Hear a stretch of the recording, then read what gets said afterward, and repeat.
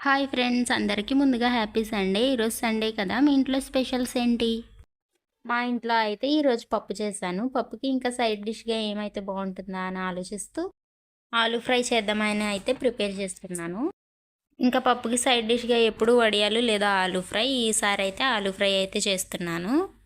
త్వరగా అయిపోతుంది. అలాగే ఆలూ ఫ్రై పప్పులోకి సైడ్ డిష్‌గా చాలా బావుంటుంది కదా! నాకైతే చాలా ఇష్టం. మీకైతే ఇష్టమో కాదో కామెంట్ సెక్షన్‌లో కామెంట్ చేయండి.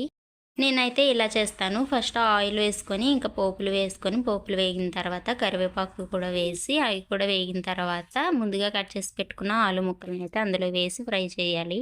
అలాగే నాకొక డౌటు, ఇంకా ఆలు ఫ్రై చేసేటప్పుడు మూత పెడితే ఇంకా ముద్దగా అవుతుందేమో అని చెప్పి నేనైతే ఆలు ఫ్రై చేసేటప్పుడు మూత పెట్టను. నా డౌట్ కరెక్టేనంటారా? కామెంట్ చేయండి.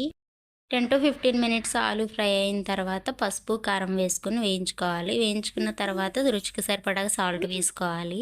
ఇలా వేసుకున్న తర్వాత ఇంకో 5 మినిట్స్ ఫ్రై చేసుకొని లాస్ట్‌లో చికెన్ మసాలా అయితే వేసేయాలి. ఇంతేనండి, చాలా సింపుల్‌గా అయితే చేసేసాను. వీడియో ఇంతవరకు ఎలాగో చేశారు. చిన్న లైక్, షేర్ అండ్ సబ్స్క్రైబ్ చేసి సపోర్ట్ చేయొచ్చుగా. ఉంటాను మరి. నెక్స్ట్ వీడియోలో కలుద్దామా? బాయ్.